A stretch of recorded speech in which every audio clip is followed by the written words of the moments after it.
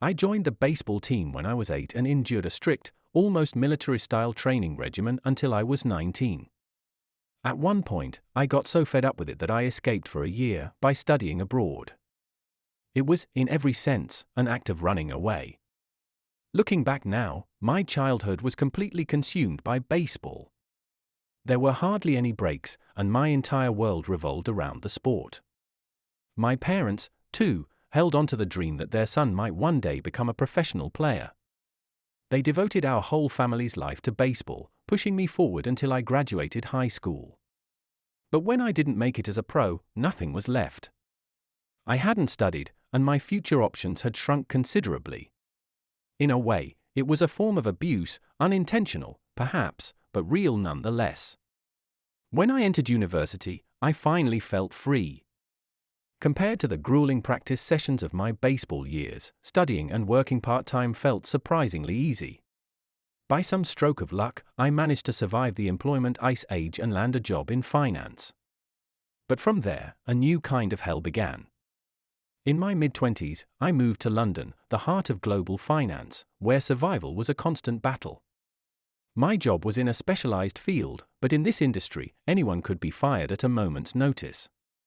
When the layoff announcement came, it was always on the same day, no warning, no preparation. From that moment, you weren't even allowed back to your own desk. I watched it happen to others and lived each day with the fear that my turn could come at any time. And yet, I kept going. For over 20 years. There were countless weekends when I couldn't take a break. There were nights when I had to answer calls in the middle of my sleep. The years of sleep deprivation piled up, and before I knew it, my hair had turned grey.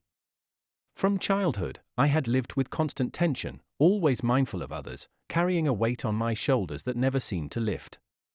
But as I approached 50, I started to think. Life doesn't stretch on forever. How do I want to live from this point forward? And then, it occurred to me, maybe it's time to let go. They say hard work pays off. But the truth is, I wasn't working hard for success itself, I was running, desperate for someone to recognize me. Was that really what people called effort? I don't know. But if God is watching, I feel like He might say, you can relax now. And if that's the case, maybe a different kind of life awaits me. Maybe I can finally enjoy something new. Now, as I step into the next stage of my life, I don't know exactly what lies ahead. But I do know that the wind feels different.